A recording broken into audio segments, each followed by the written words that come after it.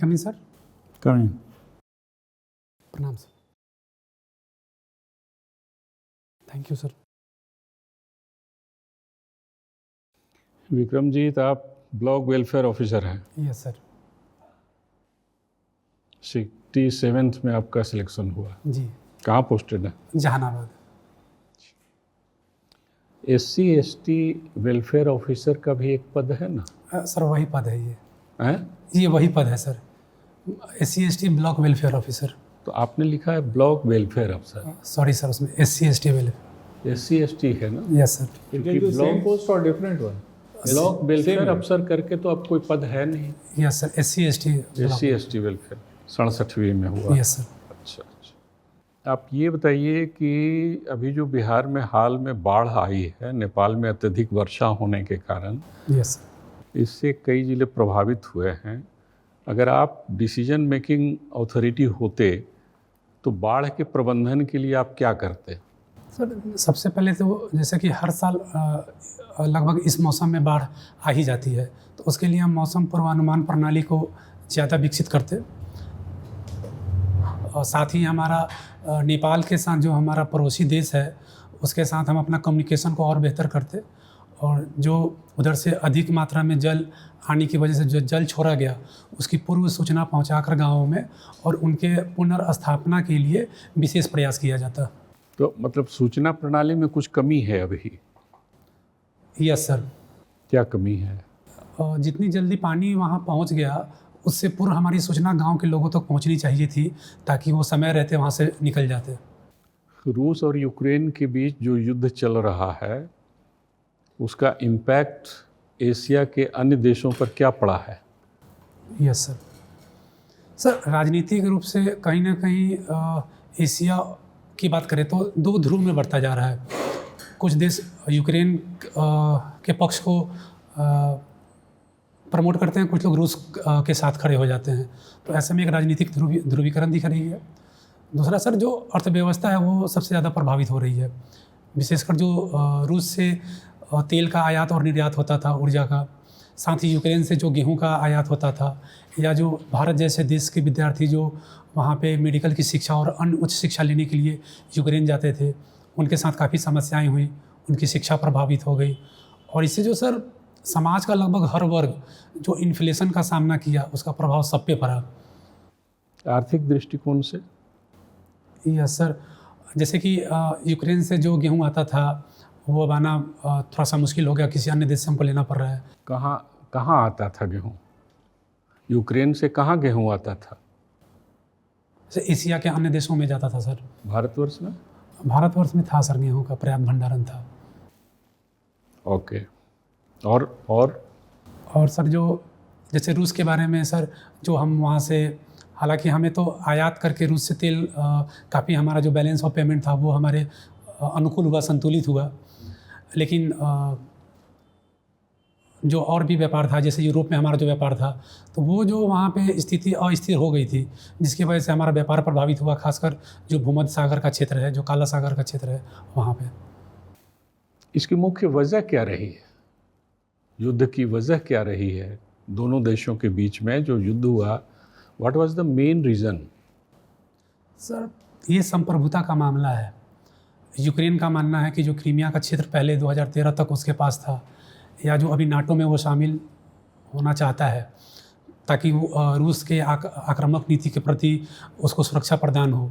रूस ये नहीं चाहता है कि यूक्रेन नाटो का मेंबर बन जाए, ताकि नाटो का जो है पहुंच या उसकी मिसाइल सिस्टम रूस के सीमा पे स्थापित हो जाए और उसकी प्राइवेसी का हनन हो या उसके अन्य जो भी निजता का मामला है वो उजागर हो। मध्य पूर्व में भी युद्ध की स्थिति बनी हुई है। Yes sir. इसका ग्लोबल इकोनॉमिक पर क्या प्रभाव पड़ने जा रहा है? Yes sir. सर ईरान एक प्रमुख तेल निर्यातक देश है, तो इस वजह से तेल की आपूर्ति बाधित होगी। साथ ही जो भारत का जो एक प्रोजेक्टेड मार्ग है नॉर्थ साउथ का जो कॉरिडोर बनने वाला है, उसका प्रोजेक्ट भी वो डिले हो जाएगा। जो व्यापार में सुगमता होनी चाहिए तो वो नहीं होगी। इसके अलावा जो अरब सागर का क्षेत्र है, जो लाल सागर का क्षेत्र है या भूमध्य सागर का क्षेत्र है, वो भी इस विवाद के जद में आ गया है। अभी हाल में ही इंग्लैंड ने ईरान के मिसाइल को मार के गिराया अरब सागर में। तो इस तरीके से तमाम जो व्यापारिक रूट है वो बाधित होंगी तथा एक प्रकार का टेंशन आसपास के देशों में बन रहा है। ओपेक ओपेक क्या है? Sir oil and petroleum export company एक संगठन है। कौन कौन देश हैं इसमें? कितने देश हैं? सदस्य कितने देश हैं ओपेक के? यस सर, सॉरी सर अभी नहीं याद है। 14। Thank you sir. अच्छा, श्रीलंका की आर्थिक विपन्नता जो अभी हुई है हाल फिलहाल में, इसकी मुख्य क्या वजहें हैं? Economic crisis of Sri Lanka, yes sir. What are the main reasons? Sir एक तो जो कोविड का काल था और श्रीलंका की अर्थव्यवस्था मुख्यतः पर्यटन पर निर्भर करती है, तो वो कोविड आने से उनका पर्यटन बंद हो गया। इसके अलावा उनके द्वारा जैविक कृषि को अपनाया गया। जैविक कृषि के कारण वहाँ कृषि का उत्पादन काफ़ी कम गया, इस वजह से उनकी इकोनॉमी जो है कमज़ोर हो गई। आपके अपने रिश्तेदारों को घुमाना हो बिहार, तो 6 ऐसी जगह बताइए जहां आप घुमाने ले जा सकते हैं पर्यटन के दृष्टिकोण से। यस सर, बोध गया, राजगीर, पटना, वैशाली, पश्चिमी चंपारण, सीतामढ़ी। सीतामढ़ी में क्यों? माता सीता का जन्म स्थान होने की वजह से पुनौरा धाम। Yes sir. अच्छा, कहाँ के रहने वाले हैं? सोनपुर, जिला सारण। ग्रेजुएशन कहाँ से किया आपने? Sir Delhi university. किस कॉलेज से? Zakir Hussain evening college. Modern India से एमए भी किया है? Yes sir.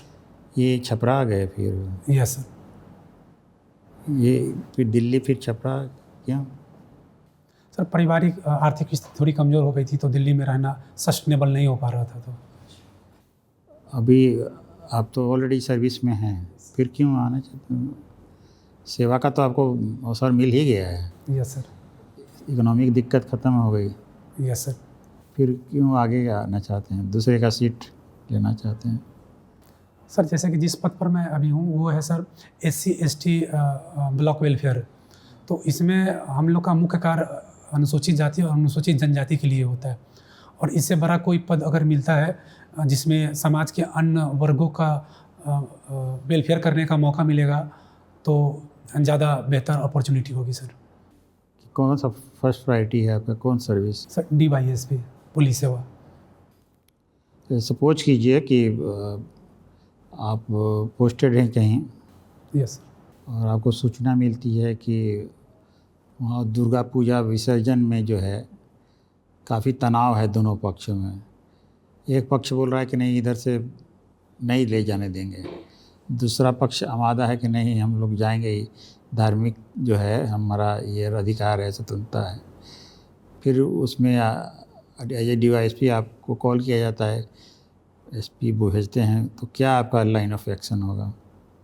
सर सबसे पहले जो भी हमारे पास दल बल होगा उसके साथ हम जगह पे पहुंचने का प्रयास करेंगे, और उसके बाद जो भी दोनों धर्म संप्रदाय के जो भी प्रमुख लोग हैं उनसे मिलकर हम इन पे वार्ता करना चाहेंगे। अगर उसके बाद भी दिखेगा कि स्थिति ज़्यादा टेंस है तो हम वैकल्पिक मार्ग अपनाकर और जुलूस को, जो विसर्जन यात्रा है, उसको निकालने का प्रयास करेंगे। तो कोई रूट लाइसेंस भी होता है? Yes sir. हर दुर्गा पूजा में दिया जाता है। Yes sir. तो ये ऐसा क्यों उठता है कि जब रूट लाइसेंस दिया गया है, उसी रूट से विसर्जन का मूर्ति जाना है, तो पहले ना रूट वेरिफिकेशन होना चाहिए कि इस रास्ते से जाने से तनाव हो सकता है, झगड़ा हो सकता है दोनों पक्षों में, तो उसमें आपकी गलती नहीं नज़र आएगी? सर कई बार होता है कि इनपुट उतना बेहतर नहीं प्राप्त हो पाता है, या कई बार होता है कि इनपुट सही भी होता है, लेकिन वर्तमान परिस्थितियों में कुछ असामाजिक तत्व जो अनुचित लाभ लेना चाहते हैं वो एकदम से मोबिलाइज हो जाते हैं। तो कहीं ना कहीं थोड़ा सा इसमें इनपुट की भी समस्या है। तो इनपुट तो ऑलरेडी मार्केट में रहता ही है, यस लेने वाला चाहिए ना। तो यस क्लाउड में है, उसको कोई जब तक मोबाइल नहीं खोलिएगा तो आएगा नहीं, तो आप लेना चाहिए तब ना, ऑफिस में बैठे बैठे तो होगा नहीं। Yes sir. आपको सरकार ने सूचना तंत्र दिया है लड़के कि ये सब जो है प्रिकॉशंस ले। और क्या क्या चीज़ प्रिकॉशंस लेना चाहिए एडमिनिस्ट्रेशन को ऐसे धार्मिक अवसरों पर? सर सबसे पहले तो एक पीस कमेटी की बैठक होती है और वो परमानेंट होती रहनी चाहिए, और उसमें तमाम जो लोग हैं और ख़ासकर जो व्यापारी समूह हैं उनको भी शामिल किया जाना चाहिए, जिनका उस विशेष मार्ग में उनका अगर कोई बिजनेस है तो, और उस मीटिंग में तय कर लिया जाना चाहिए कि रूट क्या होगा। उसके बाद भी हमें लगातार जो हमारा गुप्तचर व्यवस्था है उसके माध्यम से डे बाय डे, ऐसा नहीं हो कि सिर्फ हम एक दिन पीस कमेटी की मीटिंग करके उसी दिन निर्णय ले ले, और डे बाय डे जब तक हमारा वो उत्सव पूर्णतः समाप्त नहीं हो जाता है तब तक हमको इसका इनपुट लेकर उस पर लगातार काम करते रहना होगा। सही है। जब ऐसा देखा जाता है कि पुलिस इन्वेस्टिगेशन करती है, यस सर, चार्जशीट भी कर देती है, लेकिन केस जाकर कोर्ट में फेल कर जाता है, ऐसा क्यों होता है? सर जैसे प्रारंभिक स्तर पे जो जांच होती है, एक तो सर की जांच में सारे साक्ष्य को ध्यान में नहीं रखा जाता है, लैक ऑफ प्रोफेशनलिज्म होता है। इसके अलावा जो फिंगर प्रिंटिंग है या डीएनए सिस्टम है वो उतना प्रॉपर वर्क नहीं कर पाता है। साथ ही जो आने वाले समय में जो हमें साक्ष्य मिलता है उसको हम ठीक से कलेक्ट करके उसको पेश नहीं कर पाते हैं, या जो गवाह होता है वो गवाह मुकर जाता है। इस तरीके की सारी चीज़ें जब घटित होती हैं तो वहाँ पे वो तब्दील नहीं। क्या सुधार की ज़रूरत है? सर इसमें तो एक जो लॉ एंड ऑर्डर की पुलिस है उसको इन्वेस्टिगेशन से अलग करके उनको टाइम टू टाइम ट्रेंड करना होगा, क्योंकि 21st सेंचुरी टेक्निकल लगातार इसमें टेक्निकल अपग्रेडेशन हो रहा है, तो हमको उसी के अकॉर्डिंग हमारे पुलिस सिस्टम को, पर्सनल को ट्रेन करना होगा। इसके अलावा सर जो डीएनए प्रोफाइलिंग होती है उसका सेंटर बिहार में विशेषकर पटना में बनाकर तुरंत उसका हमें रिपोर्टिंग प्राप्त करना होगा। साथ ही जो गवाह है उनको जो या विसल ब्लोअर टाइप के लोग हैं उनको हमें सुरक्षा मुहैया कराना होगा, और फिर उसको टाइम टू टाइम हमें बिल्कुल नियत समय में हमें न्यायालय में पेश करना होगा। मान लीजिए हम पेश कर भी दिए, न्यायालय जो है संज्ञान ही न ले, कोर्ट केस ही न करे, क्योंकि न्यायालय में तो हज़ारों केसेज ऑलरेडी पेंडिंग होती हैं। आपका केस जाकर उसमें 1001 हो गया, तो 1000 केस डिस्पोजल होते होते तो काफ़ी वर्षों लग जाते हैं। चार्ज गठन होगा, क्या होगा, प्रोसेस जो है। तो ऐसा कहावत है कि justice delayed is justice denied. Yes sir. है, तो क्या सुधार की ज़रूरत है जुडिशियल सिस्टम में? समझते नहीं है कि माने पुलिस का काम तो अधूरा रह जाता है। Sir justice delayed is justice denied ठीक है, लेकिन जल्दीबाजी में जस्टिस करना भी अनजस्टिस माना जाएगा। लेकिन जो जुडिशियल सिस्टम है उसमें भी काफ़ी सुधार की आवश्यकता है, खासकर जो एनजेएसी का मामला था उसके माध्यम से नियुक्ति हो, जजों की संख्या बढ़ाई जाए, आवश्यकता हो तो क्राइम के अनुसार हमें फास्ट ट्रैक कोर्ट की स्थापना हो, और एक तय समय नियत किया जाए किसी भी सज़ा की सुनवाई के लिए। जैसे कि कई ऐसे सुधार हुए जिसमें ये कहा गया कि चार्जशीट 30 दिन या 60 दिन के अंदर हो जाना चाहिए। तो ऐसा ही कोई कानून बनना चाहिए जिसमें न्यायालय के लिए भी बाध्यकारी या सलाहकारी हो कि तय समय में हम उसका निर्णय कर देंगे। नए कानून जो बने हैं उसमें प्रावधान किया गया है? Yes sir.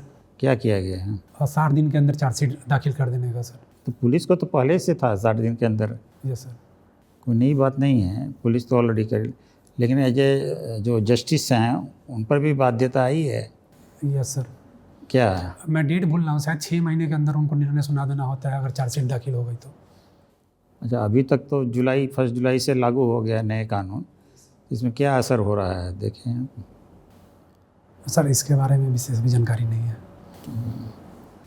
अभी जो बात एक रेप केस की बात हो रही है, ये क्या है? आप परिचित हैं जो रेप केसेज से?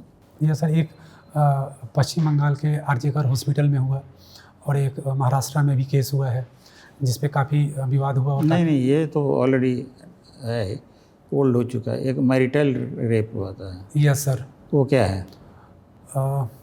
अभी सर जो ये न्यूज़ में ये केस बना हुआ था कि सरकार का कहना है कि मैरिटल रेप को अपराध नहीं बनाया जाए।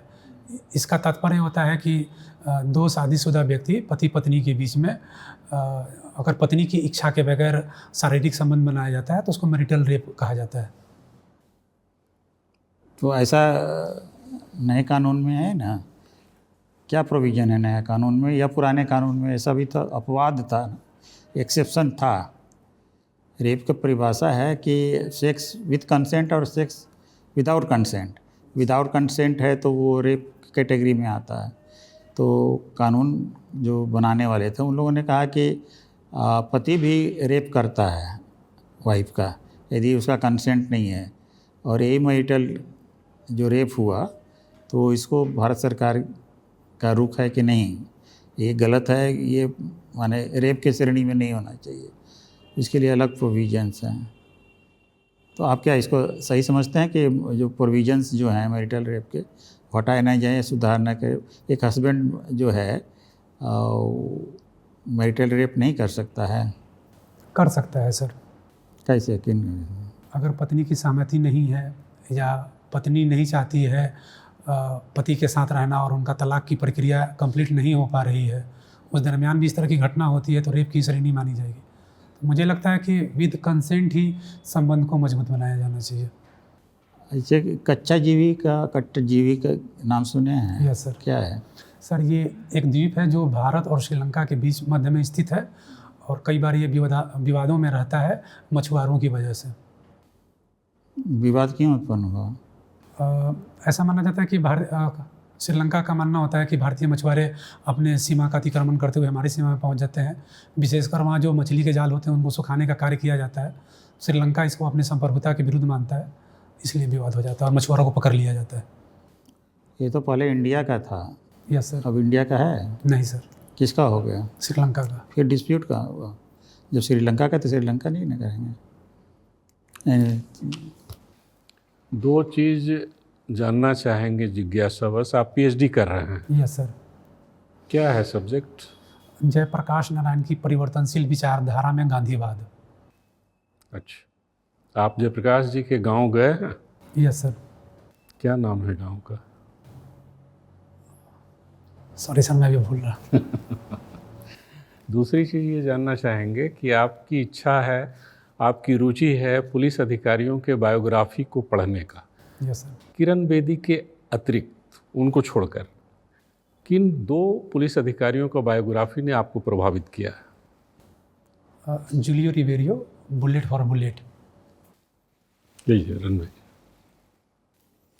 आपने लिखा है मॉडर्न इंडिया में आपने पढ़ाई की है। मॉडर्न इंडिया का पीरियड कब से कब तक? सर मॉडर्न इंडिया को कब से कब तक मानते हैं? सर 16वीं शताब्दी से आज़ादी तक। नहीं, पूरा आप you said pin point year. Sorry sir. Pin point year बताइए ना, कब से कब? 16वीं शताब्दी तो बहुत हो गया, 1601 से लेकर 17 तक 100 तक हो गया सर। 16 से कब से कब तक? सर ये एक विवादास्पद मुद्दा है इतिहास लेखन में। नहीं, व्हाट यू नो ये बताइए। सर एग्जैक्ट डेट मेरे अकॉर्डिंग सर नहीं है कोई इसका एक। अच्छा ठीक है, आपका मानना है कब से कब तक?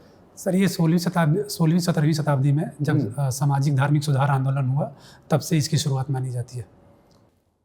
कहाँ धार्मिक और ये सुधार हुआ, आंदोलन हुआ धार्मिक और ये? जैसे सर राजा राम मोहन राय थे, दयानंद सरस्वती, विवेकानंद, इन तमाम लोगों के द्वारा जो सुधार आंदोलन चलाया गया उसी को। उसके पहले भी कोई कहीं हुआ था वर्ल्ड में?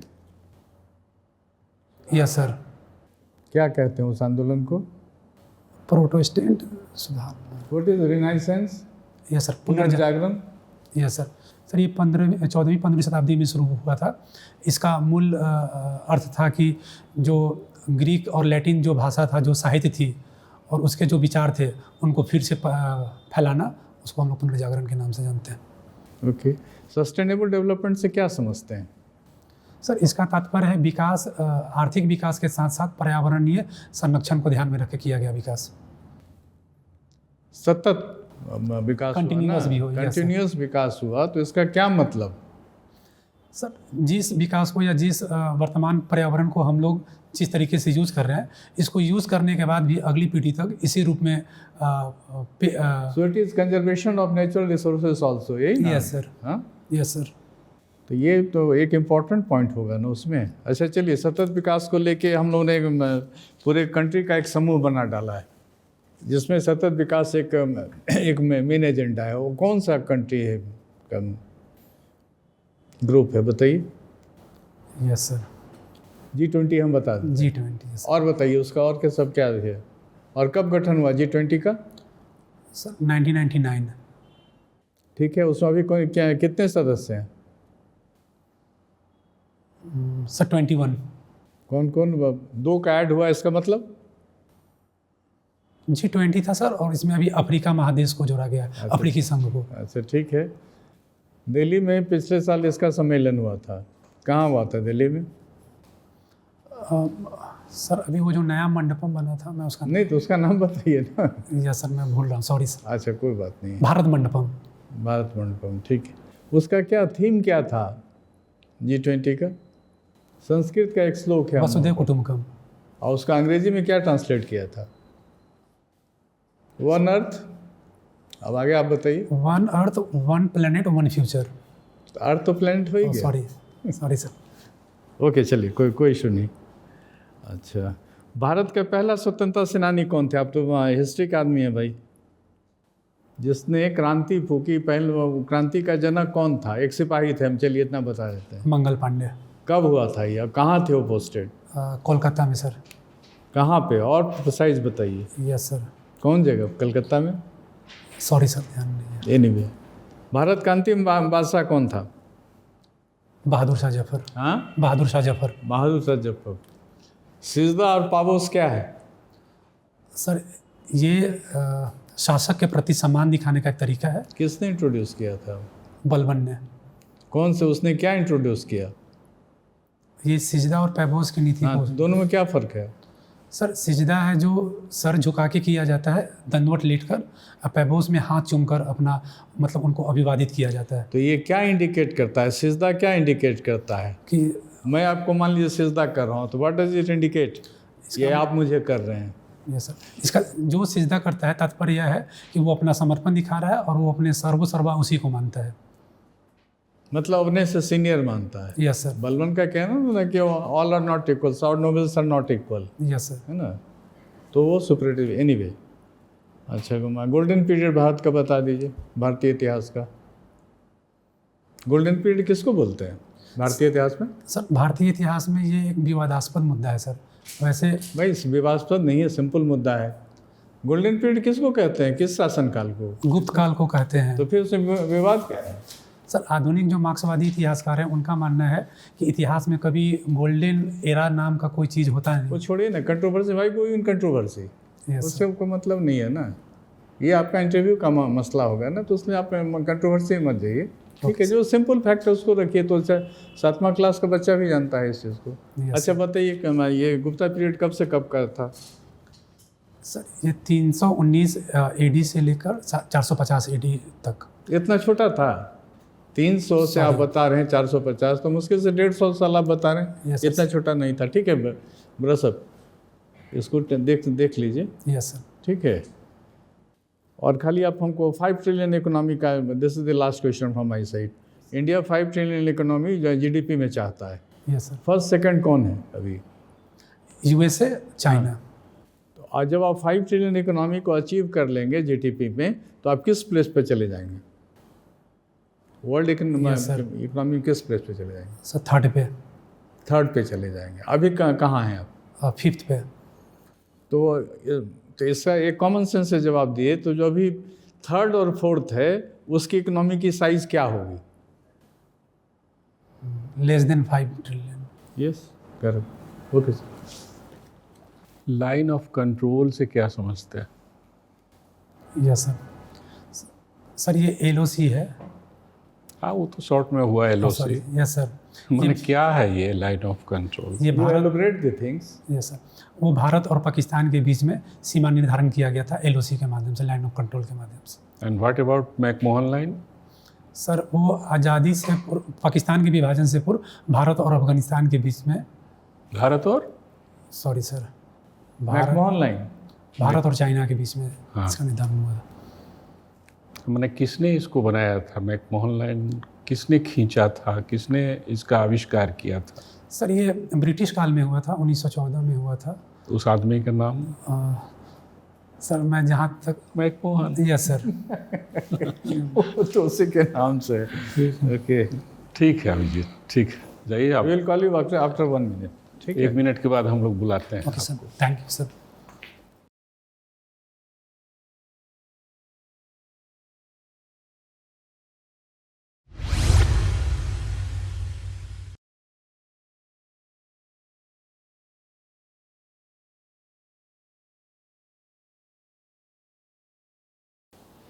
बैठिए। लगभग 27 मिनट तक आपसे बातचीत हुई। Yes sir. हम लोगों की राय ये है, नॉलेज वाइज बहुत ठीक हैं आप, एक्सप्रेशन भी ठीक है आपका, और मोर ओवर सबसे अच्छी बात यह है कि आप APSC को फेस कर चुके हैं, एक बार इंटरव्यू आप दे चुके हैं, तो जो रियलिस्टिक पैनल होता है उससे आप वाकिफ़ हैं कि वो क्या जानना चाहता है आपसे, उसका एटीट्यूड क्या रहता है, आपके जो मार्क्स आए होंगे वो आपको पता होगा कि कितना मार्क्स आया BPSC को आपने, वो आपके परफॉर्मेंस को रिफ्लेक्ट करता है। तो बेहतर है कि आप अपना असेसमेंट तो आपने कर लिया होगा यस कि क्या इनपुट आपने दिया था तो क्या आउटपुट निकल कर सामने आया है। हम लोग आज के परफॉर्मेंस के आधार पर कह सकते हैं कि बहुत अच्छा परफॉर्मेंस आपका रहा है। और ड्रेस वाइज थोड़ा सा अगर सूट वगैरह पहन के जाएं, वेल ड्रेस्ड जो एक होता है, तो हम समझते हैं कि अपीयरेंस में प्रभावशाली होता है, वो उसका एक मैटर करता है वो चीज़, ताकि सब ठीक ठाक है। Wish you all the best. Thank you. Thank you. Actually sir Jehanabad से ही आया था सर आज, और घर पे शूट था इसलिए मैं नहीं ले पाया था। नहीं कोई बात नहीं है। अब इंटरव्यू के जैसे दिन कि में आप एक दिन पहले पटना कई लोग don't rush to interview time, एक दिन पहले आ जाइए, क्या थी? छुट्टी का इतना इशू है सर। अब एक वो व्यक्ति तो यहाँ आए तो कोई भी उन्होंने दे कहा देगा कि हम मुजफ्फरपुर से अभी डायरेक्ट आ रहे हैं, जी तो कैसे पहन के आ सकता था। ठीक है, जो भी इशू हो, बट क्या है कि आपका इंटरव्यू कई तारीख को है, जी क्या तारीख को इंटरव्यू है? 15 तारीख को फर्स्ट डे ही है सर, फर्स्ट शिफ्ट। तो अच्छा है, 14 को आ जाइए, 14 को रहिए, थोड़ा सा रिलैक्स कीजिए। Yes sir. और आप अनुभवी हैं, आपको क्या करना है। अच्छा है कि आपकी जो विशेष है वो पूरी हो, हमारी शुभकामना। धन्यवाद सर। ठीक है विक्रम जी।